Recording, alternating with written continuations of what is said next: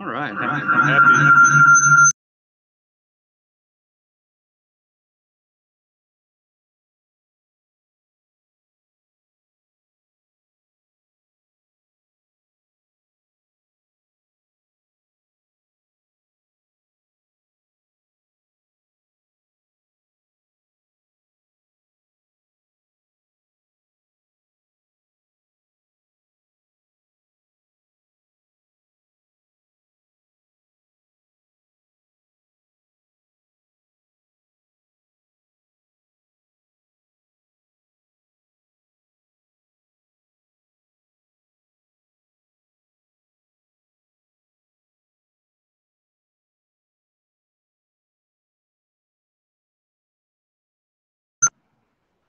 Okay, we'll try that again, hopefully without all the feedback. Y'all let me know in the chat if you're still getting that kind of issue between the multiple mics and speakers that we have here in our live location. Happy to see the folks in who have logged in so far. Hey, the illustrious Mary Miles, Layla Musa, Stacy, good to see you all. We'll give another few minutes to make sure anyone else who wanted to attend has a minute to trickle in and get started with lovely words from our today's speaker, Jessica Lyles, here in a minute.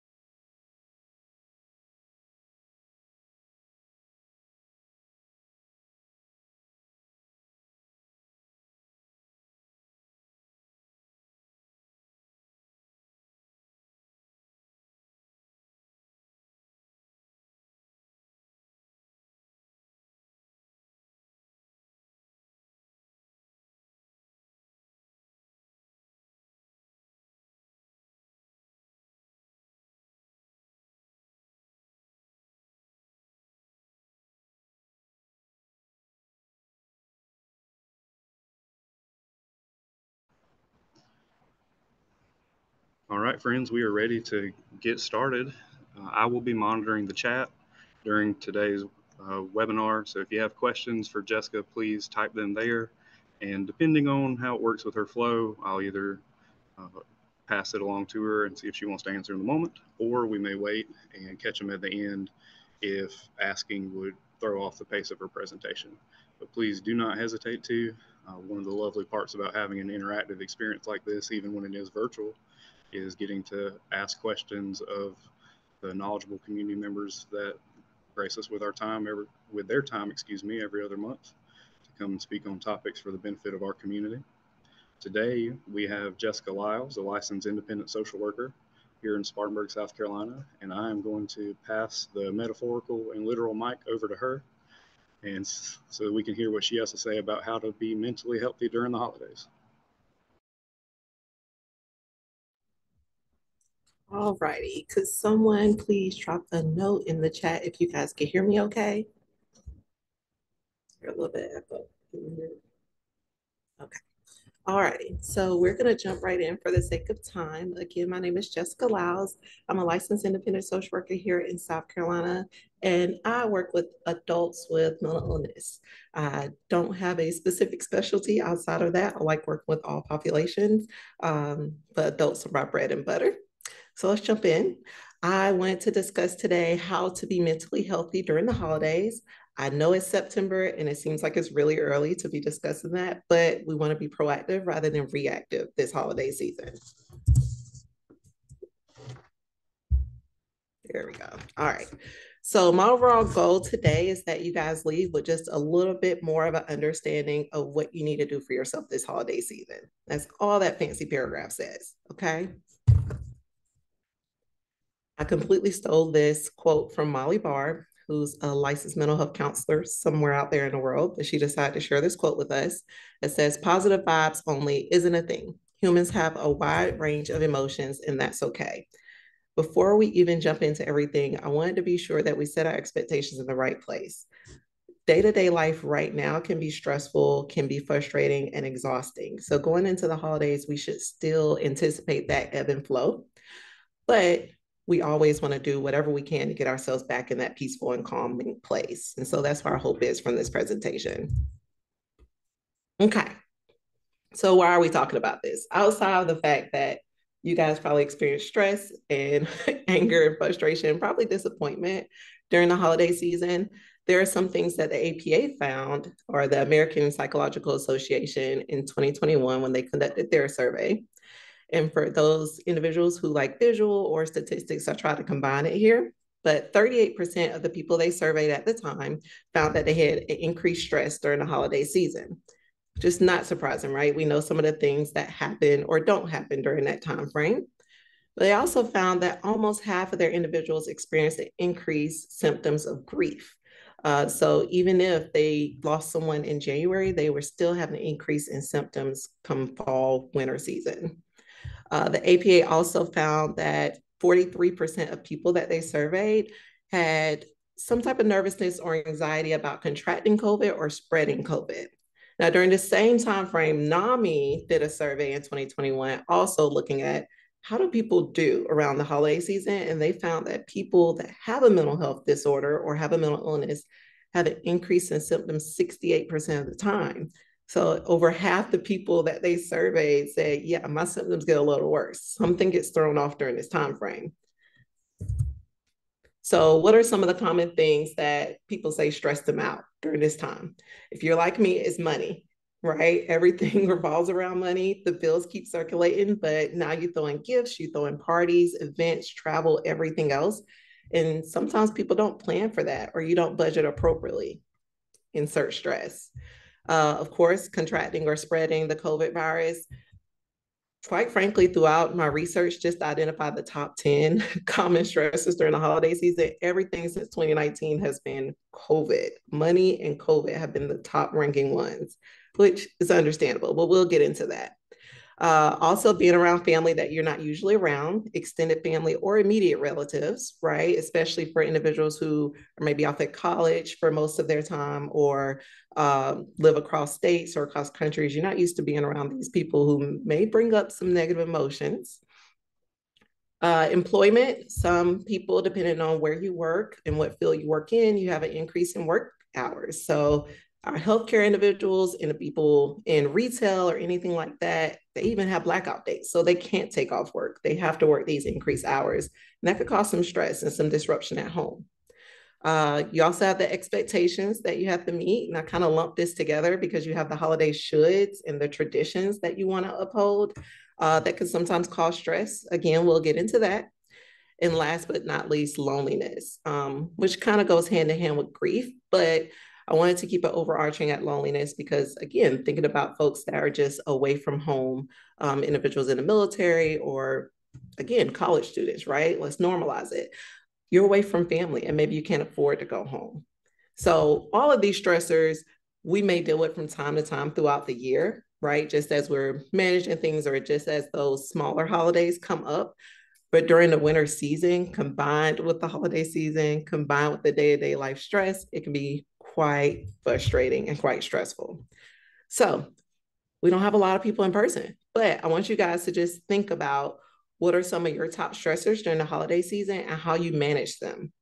Are there any things that are going well, some things that go not too well, things that you would like to change, but maybe you just haven't had the courage to do it? Now is the time to reflect upon that and to think about how you want to make adjustments moving forward. Okay, so there are some symptoms that we know of already that stress can cause because we experience them, right? So You might have some of the basic sweating as far as physical sensations or your increased heart rate. But when you have that sustained stress over like a 2 month time frame, that can cause a lot of issues. So some individuals experience difficulty concentrating, poor decision making, memory problems, and constant worry. Physically, you can experience headaches, muscle tension, physical pain and discomfort, nausea, loss of sex drive, rapid heart rate, which we mentioned before, high blood pressure, and or fatigue. Emotionally, some people experience moodiness. And if you think about it, if we just take a second, if you're experiencing a headache because you're stressed, I'm going to be quite irritable too. And I'm probably not going to sleep well either. Like all of these things pile into each other and lead right into the next and start cycling. Because then if I'm not sleeping well, we know how that shows up the next day, right? I'm back irritable. I'm already starting the day off wrong. So again, just some of the things to keep in mind as we go through the list. But emotionally, also, you can experience some hopelessness and helplessness that things won't get better, right? They've been like this for so long. What changes could I possibly make to improve it? Nervousness, guilt, restlessness. We touched on insomnia already behaviorally, but some people have time frames where they sleep over the usual amount that they do. And quite frankly, it's just because they don't want to face the day or they don't have much energy, right? Because of all the things you're doing throughout the day. Some people experience overeating or low appetite, which we'll touch on a little bit later as well. Isolation. It's really easy to stay to yourself during this time frame. For us Southerners, it gets really cold outside. We're not used to that. We're used to this 80, 90-degree weather, right? So we already have that extra barrier in place. And then it's dark and it's kind of groggy and nasty outside. So you want to keep it in mind when you're trying to be proactive for the holidays. We also experience some nervous habits when we have a little bit of stress. So pacing, rocking, tapping, things of that sort. For some people, they have increased substance use. And during the holiday season, that's quite common, right? We're making a lot of toast. That's kind of thing that everybody brings in through the door. So it's quite common that those symptoms increase. Some people have a neglect of responsibilities. Again, when you think about the stress and everything that you're undergoing, it's really easy to let some things fly by the wayside that are equally as important. And again, leading right from the neglect of responsibilities, some people have a decline in performance or productivity. Okay, so Jess, we talked about all the ways that stress can impact us. We knew that. We know that the holidays are stressful. What can we do about it? How can we navigate through? So, for my fellow counselors or healthcare professionals, we have heard mindfulness so much throughout our time frame. And quite frankly, it's where I always start with my patients. Because if you're not willing to allow any of your emotions or thoughts and body sensations in, it's really hard to give yourself what you need. So, there are a few ways that you can do it. One of the first ways that I suggest is just being intentional before you start your day. That may look like you wake up, you open your eyes first thing in the morning in your bed, and the moment your feet hit the floor, you ask yourself what my intention is for today. And you can start doing that now, right? You don't have to wait until Thanksgiving or Christmas or whatever else holiday that you celebrate. We can go ahead and put it into practice. Now, if you sit back and reflect on what your intention was for today, you might have thought about joining in on this training or whatnot, but there are a few things that you need to do to ensure that you made it, right? Those things help with reducing that stress because now you're not rushing in to try to sign in to this training and things like that. You just made it and you made it happen because you made it your intention. Another thing you could do is check in with yourself. So I'm a very visual person, and I think a lot of people learn very well that way. And so when it comes to checking in with yourself, one thing you can picture and imagine is I'm going to date myself a little bit here, but one of those old school security wands that people would use to make sure that you don't have any weapons or anything you can use to harm yourself or anybody else before you enter some important place like the airport or a courthouse or whatnot. You can literally picture wanding yourself, all the way down to your toes to the tippy top of your head to check in and see how you're physically and emotionally doing. Now, if you traveled lately, you may know what I call the whoosh whoosh machine. I have no idea the name of it, but they literally make you stand up and put your arms up, and the machine goes whoosh and whoosh. And you can imagine on that first whoosh, kind of asking yourself physically, how am I? Like, am I feeling stressed? Are my muscles tense? Is my heart racing fast? Do I have butterflies? Am I nauseous? Whatever else. And on that second whoosh, you can picture or kind of imagine everything that you're experiencing emotionally and mentally. And that would just help, again, to give you some clear understanding to yourself and where you actually are. Now, if you're not a visual person, you can simply ask yourself, how am I? But be clear to really sit with it in the moment and not just like you're passing Joe in the hallway, just, hey, how's it going? And you keep it moving. You don't want to do that with yourself. You want to genuinely take a moment and see how you are. So again, you can serve that need. Um, so the holidays also bring up some disorder eating occasionally, and so we want to mindfully eat during this time frame. But you can again start practicing this now. A great way of doing it, if you find that you just engorge or you eat really, really quickly, is to eat meals with someone. So you eat lunch with a coworker or eat dinner with your family and things of that sort.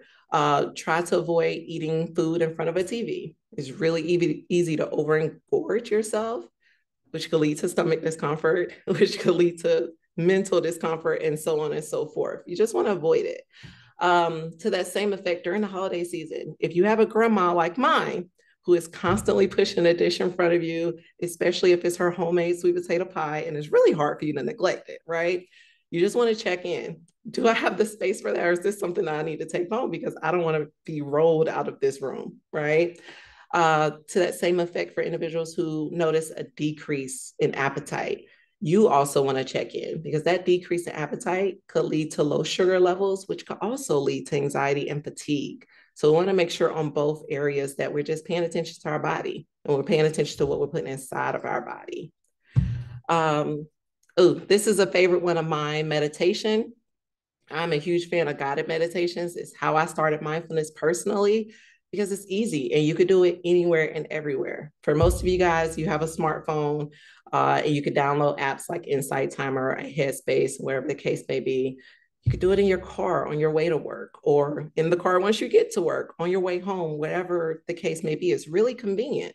If you have a bit more time, you can try Calm, Safe Place. That's also a favorite meditation of mine that helps to not only visualize yourself somewhere else during this stressful time, but also helps to regulate your breathing, which also calms down that cortisol, that stress hormone, to get you back in a good space. Yoga has some of those same benefits with the additional bonus of being able to stretch your body, being able to move a little bit more fluidly. So my individuals that carry stress heavy in the body, tight shoulders and things of that sort, that would be a great practice for you to start implementing. Another technique you can use is connecting with nature using a 5-step grounding technique. I know that the grounding technique for the 5-step routine is like very specific.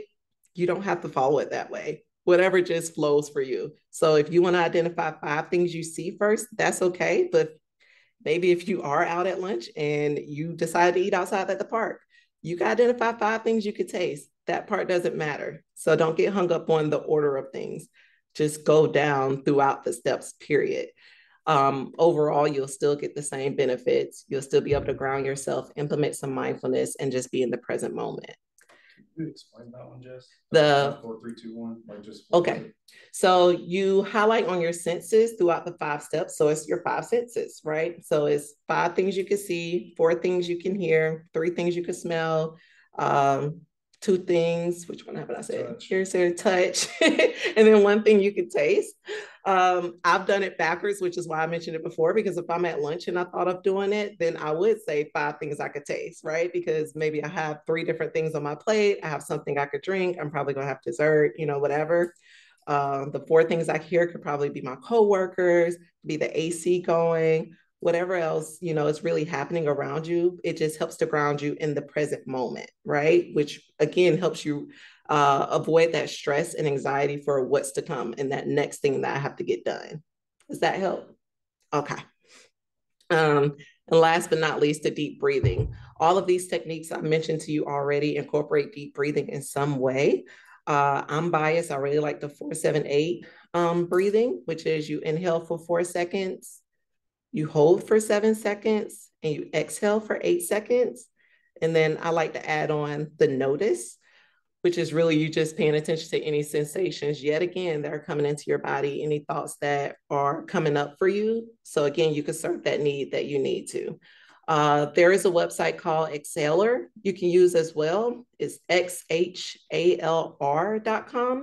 And you just literally hit the circle in the middle and it'll tell you what to do as the circle gets bigger and smaller, and you just go along with it. If you have a smartphone or a smartwatch, usually you have some type of well-being app on there that you can also use that will help to regulate your deep breathing. There are just so many tools. I'm sure you can go on YouTube as well to find it, but those are just some that are convenient that you can use.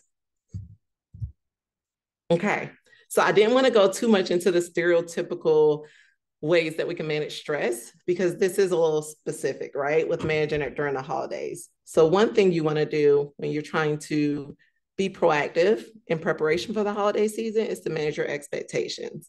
When your expectations don't match what actually happens during the holiday season, you get those feelings of failure, and that also increases your stress. That's usually a clear sign that some things need to change. The first thing you can do is reevaluate your traditions, excuse me. So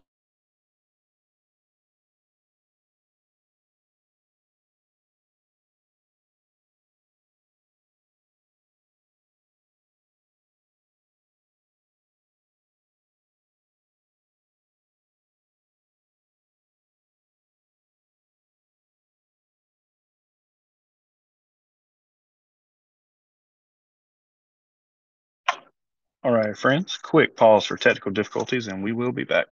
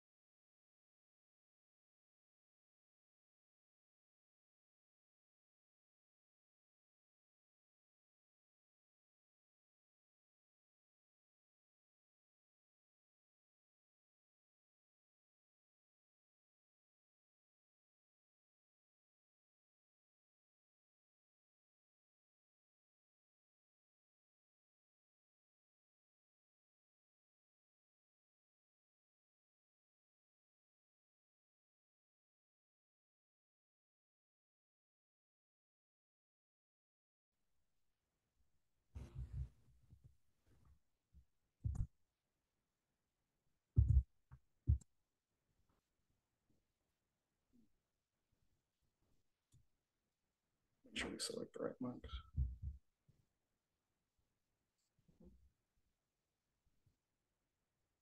Should be good to go.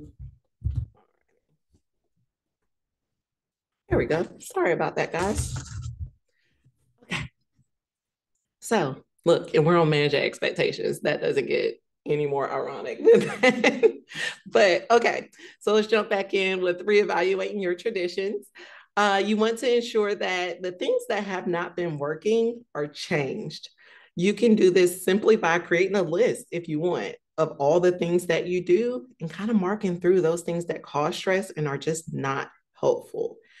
Once you do that, I want you to visualize what a healthy holiday season looks like for you. You know, do you imagine yourself whipping and running around, as I like to call it, being everywhere for everyone, and at the end of the day, being exhausted? Or does a picture of you smiling kind of pop up in your mind, being in your bed on Christmas morning, being able to just sleep in a little bit, right? Whatever that is, whatever you decide to reevaluate, you want to then present it with your family. Specifically, if you have family that live inside of your household, because you just want to ensure that everyone's on the same page and you want to be open to feedback. You know, if there are certain traditions that are extremely important to your kids or to your spouse or whomever, you want to see what else can be taken off of your plate to ensure that that happens without the additional stress. This next point is really difficult, but really important to do. Hey, Jess, Yes. turn your video on. Got it. Okay. Could you guys hear me? All right. You want to try not to compare yourself to others. So we live in the world of technology now, and so social media is really rampant. This is really easy to get into that comparison game. There are a few things you could do to combat that. One is you can go in the well-being app on your phone, and it's usually under parental controls, and you can limit the amount of social media that you intake every day. So if you need to do that the week of the holiday, or if you need to adjust it even starting now, with a lot of people starting their shopping and starting some of their holiday traditions now, you can do so. Another thing to think about is, even if there's someone in your family that does things that really don't align with whatever you and your family came up with at your family meeting, you may need to talk about that, right? You might need to get that out and just express that even to yourself, or maybe to your spouse or your close knit family, just how uncomfortable it is to kind of navigate through things. It's really empowering, and also helps to de-stress whenever you are able to seek that support with other people who are going through the same thing you're going through. Also, you want to be realistic. I have a family of 4. It may not work for your family of 10, right? So if I decide to post on social media that me and my family did matching pajamas for the holiday season, for a family of 10, that's really difficult, right? But on the flip side of that, I'm not going to make a feast for my family of 4. You may do so for your family of 10. So it's also important to really compare if you are going to compare. And we're not doing apples to oranges here. You want to do oranges to oranges. Remember your why. That will also help with that comparison game that kind of comes into play. You want to remember that you're not doing matching pajamas because your kids absolutely hate that, or it's quite expensive to do that. It just doesn't fall in line with what your family identifies as important for that year. And lastly, you want to practice patience. Yourself and your family are going to be going through a change. This is going to be different. And so you want to make sure you give yourself some grace if you do start comparing, or if you do slide into a tradition that maybe you did the previous year, because you're learning and you're growing, right? So we want to just give you a little bit of grace there. All righty. Our favorite topic. Another way that we could navigate the stress from the holidays is by setting boundaries. Now, I don't just want to talk about the boundaries that we set with other people. I want to talk about the boundaries we set with ourselves too, because they start with us first. So make sure I move this a little bit so you guys can see. There we go. All right. So boundary setting during the holiday season is really important for your mental health, because it helps to avoid burnout and help to sustain the stability that you currently have. A few ways that you can do that is just think about what kind of boundaries need to be placed this holiday season. And you can use what you placed as your expectations to help identify where your boundaries need to be. You could think about the boundaries you need to set with yourself. And this is in multiple ways. We're going to touch on self-care in a little bit, but you may need to place that boundary that no matter what, you follow up on your medical appointments, because that's equally as important. Or if you're exercising now, you want to ensure that you keep that up. You don't fall off of your exercise regimen or routine because maybe you have a visitor at the house and you don't want them to see you sweaty, right? You want to make sure you still do the things you need to do to take care of yourself. On the flip side of that, if someone has been trying to set a boundary with you throughout the holiday season, you want to be sure to open your ears this year and really listen. If they don't want to do gift giving, if they don't want to talk about their weight, if they don't want to talk about a previous relationship or whatever else the case may be, you want to respect that. And you want to challenge yourself to have a conversation with them, or have a discussion, or even just engage with them in a way that they want to be engaged with. The third one is my most favorite, is breathe, think, and then decide. So everybody really gets into the season of giving around this time frame, and you could very easily fall into that yes man game, right? Everything everybody invites you to is yes, I'll find a way to be there and work and take care of myself and take care of my household. That's a lot. So what I challenge you to do instead is take a deep breath, right? Practice that 4-7-8 breathing technique. Think about what that'll look like if you say yes to this situation, or yes to this extra task or duty, and then decide what you want to do. And you have 3 options when it comes to a decision. You can say yes, you can say no, and you can say maybe. And I know we usually like to shy away from maybe, but I think that in some cases it is important to identify that, you know, today it might be a yes, but later it might be a no because something may come up, right? So, for example, if Jessica invited you out to dinner on Friday after work, today it could be a yes because I feel completely fine. And then Friday is just goes to crap and it's so stressful and so hectic, and you just want to go home. It's okay to say maybe to that kind of situation, right? Especially if you know where you work. So if you work in healthcare and you just did 3 12-hour shifts, you probably want to lean towards the maybe rather than the yes initially. But just by taking that moment to breathe and think about it, it'll help you to make effective decisions. Another boundary that you want to think of setting is financial boundaries. We touched on a little bit how money is a common stressor during this holiday season. So you want to make sure you go into it already knowing what your bills are and then budgeting from there on what you want to do throughout the season. You want to include a travel budget, gift giving, things that just come up with your household, right? You also want to take into account that you do have an increase or decrease hours at work throughout this time frame. And so you just want to make adjustments from there. Lastly, you want to think about your family boundaries. So these are the boundaries that you want to set with other people, specifically with your loved ones around this time frame. I like to rely on the acronym SELF during this time frame, which is safety, empathy, love, and filter.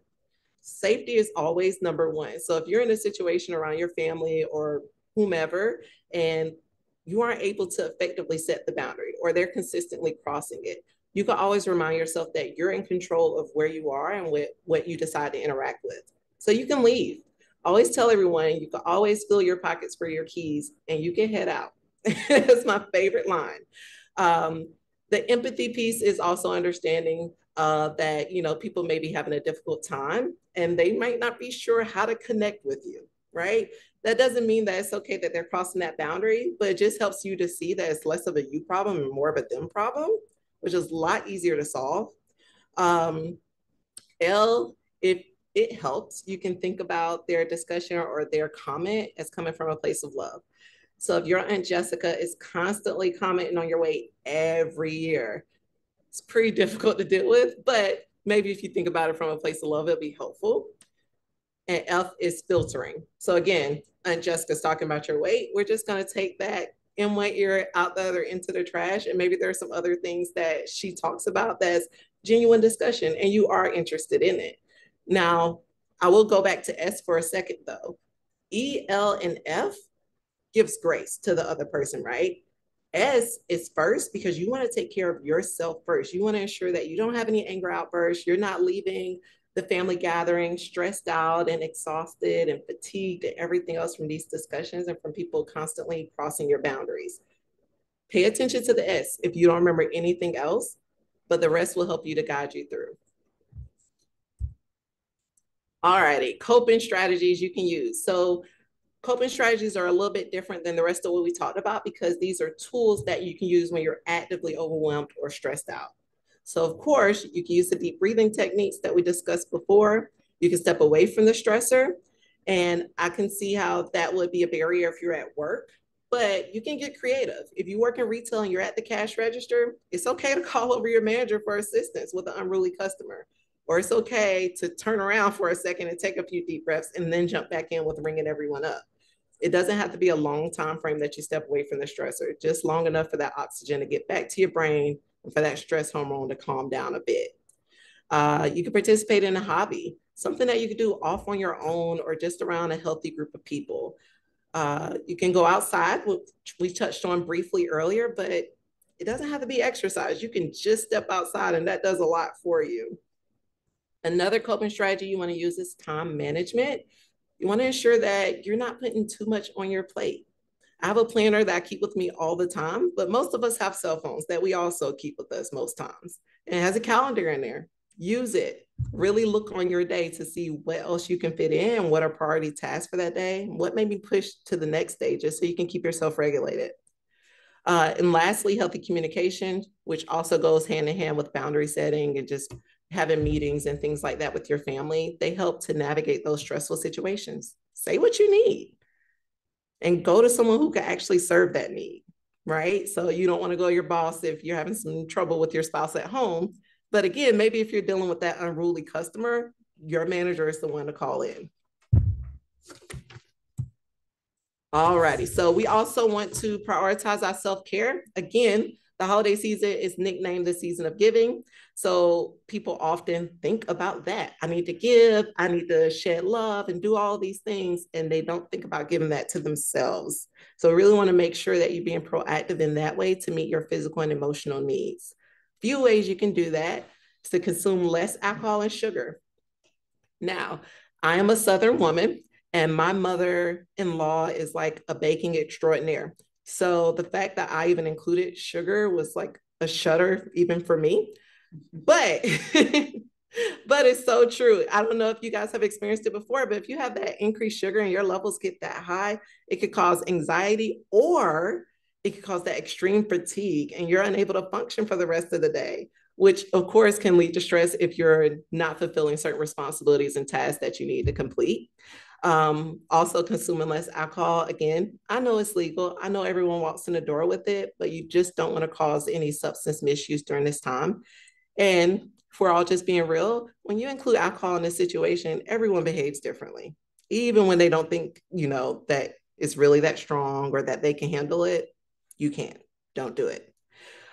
You want to start or keep exercising. So if you always have a routine, stick to that routine. If you don't, simply going outside for a walk for 30 minutes, 3 times a week will do it. It doesn't have to be strenuous. You don't have to get in there and lift weights and things of that sort. If you do, that's amazing.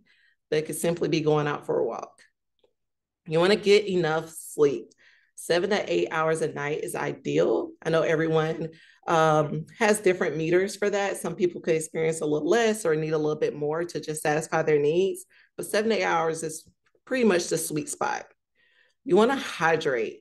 It's easy to remember to hydrate during the summer and not so much during the winter because we're not sweating. We're not getting those same physical sensations that we do during the summertime.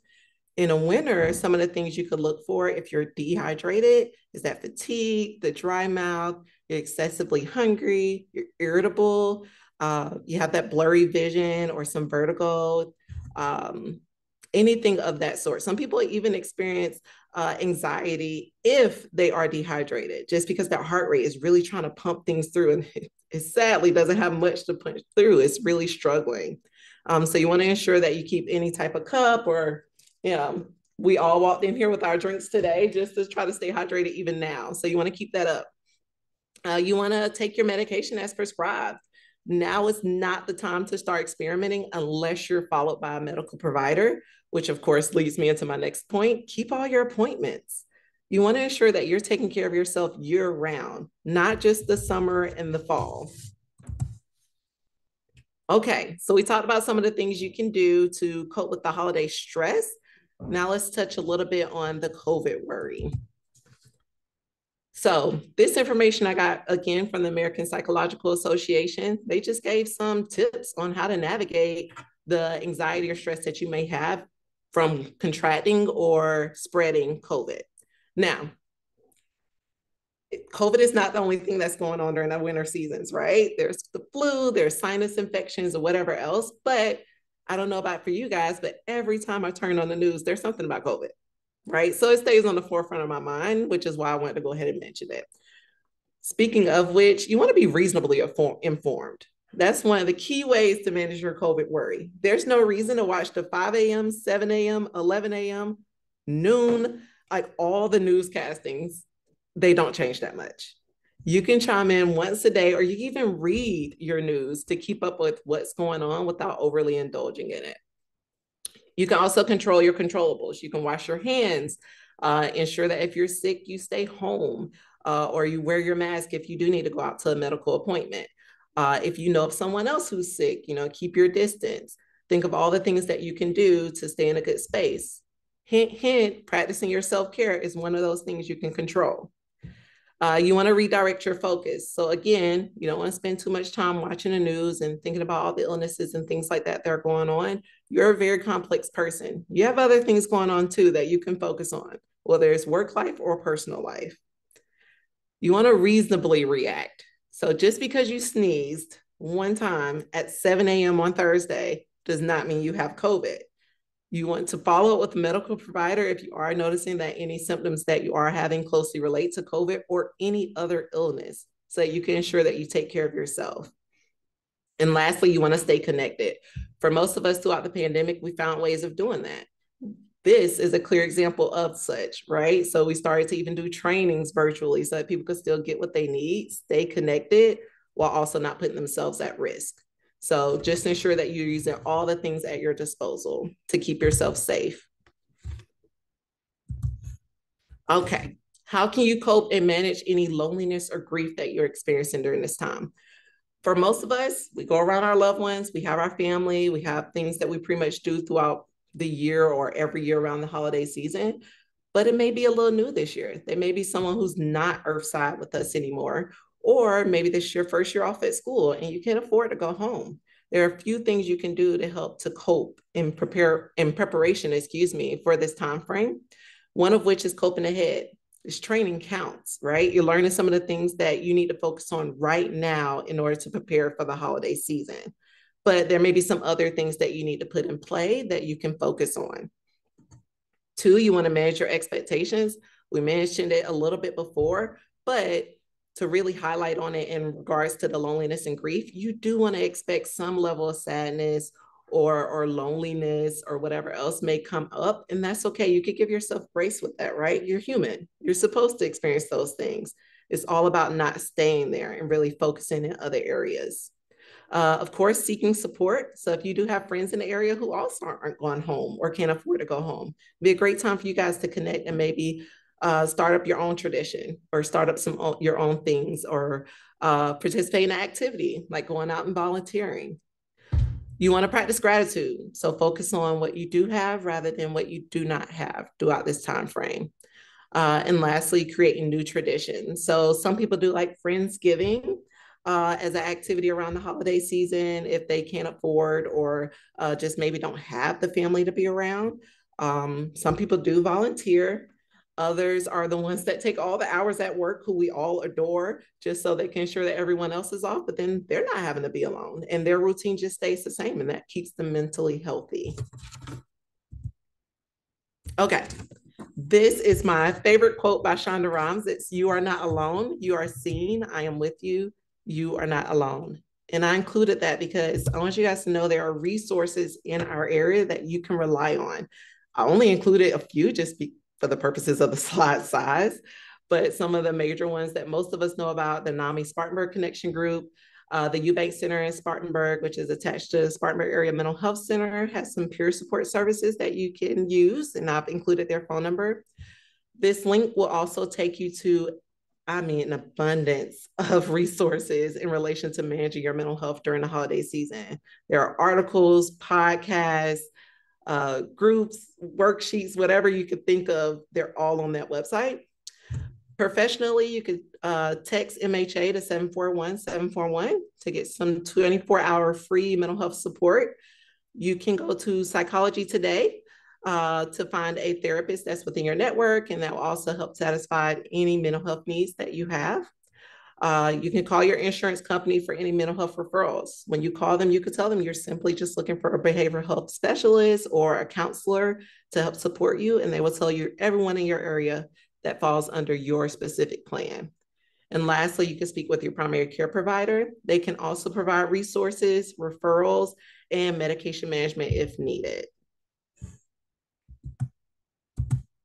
All righty. So I actually did really good about leaving a little bit of time here. If anybody had any questions or just any discussion points that you guys want to bring up, I will turn it over to Ross.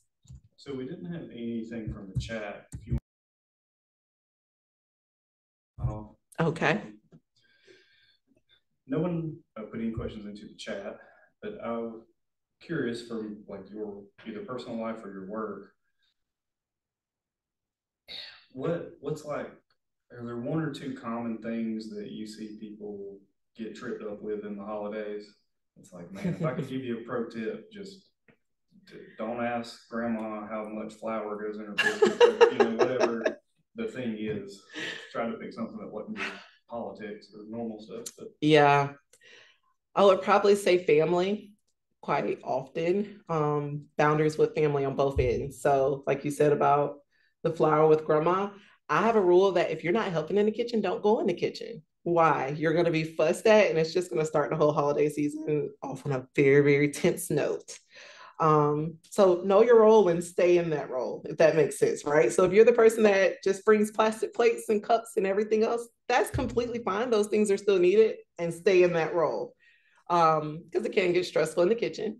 The other thing I will mention in regards to boundaries with others is that it's always okay to leave. I think that people really forget that they can leave, right? Just like you can leave work. It's kind of taboo. We usually don't just up and leave, right? It's not I don't want to say coping. It's not really problem solving, but it does keep you safe, which is of the most importance because there are a lot of family brawls that come up during this time or old history and old things that just come up. And quite frankly, sometimes you can't process that with that family member. Sometimes you need to process it in therapy or even with a friend or by yourself. But processing it with that family member who still believes they're right or is not really willing to change is not going to do much for you. That'd probably be my two. I like what you said about you being ready to leaving if you need to, and planning on the front end can be good too, especially if you're going with somebody. Like, what's the signal I'm gonna give you to say we need to leave for? Let me decide on the front end.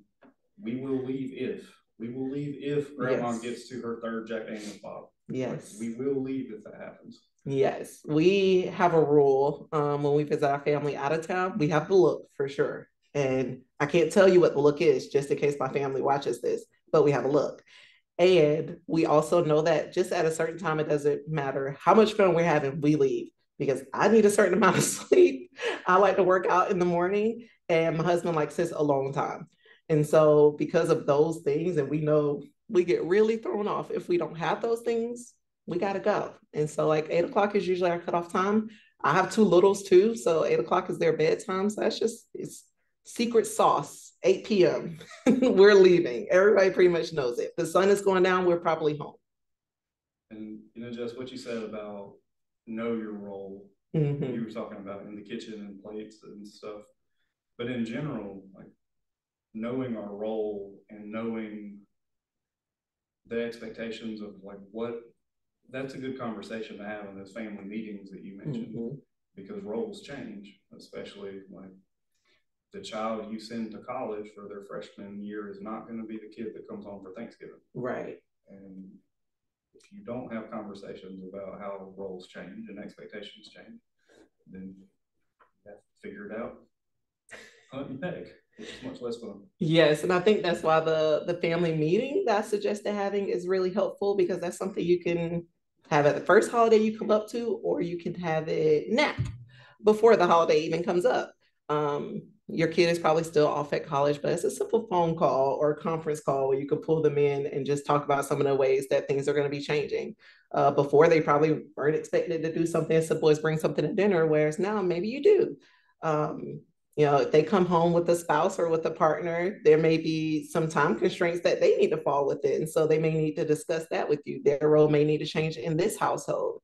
I think just having a conversation in general and opening up that flexibility and being willing to compromise on certain things will just make the holiday season easier and you'll have your expectations in the right place. So it's less stressful.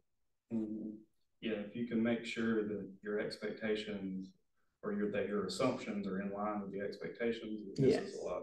Because you said, like, well, I assumed, I thought y'all stay with us. Well, nobody did anything wrong, but that assumption has now set something in motion. Yeah, they had that expectation that it made sense for you just to stay here, whereas for us, it made sense for us to go home. So, just for both of us for comfort. A clear example of that, and she's going to kill me if she watches this, but with my grandma, she absolutely hates when we get on the road late. And so she assumes that if the sun is going down and we haven't gotten on the road, we're staying with her. Whereas for us, if we're like, we have the kind of pilot and co-pilot vibe going on, we'll go ahead and get on the road. It's not a big deal. So we have a lot of assumption situations with that. I love my grandma, you guys. I know I brought her up a lot, but she's the one that's like the easiest person to set a boundary with, but also the one I get to practice with all the time. And so sometimes it is that easy and that simple, right? Versus there, I think everyone has that uncle or aunt or distant relative that they have to prepare themselves for to engage with or have a discussion with.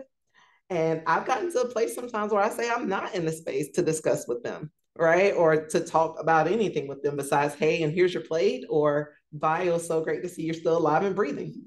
And like that's okay. We giggle about it and everything, but it's really okay. I would much rather that than to have this intensive conversation that I haven't learned how to navigate with you, or you haven't learned how to navigate that with me. So why stress either one of us out, right? We could just go on about our day. We've seen each other. We love each other. We know the love is there. And I'm just going to continue on. Cut your mic off.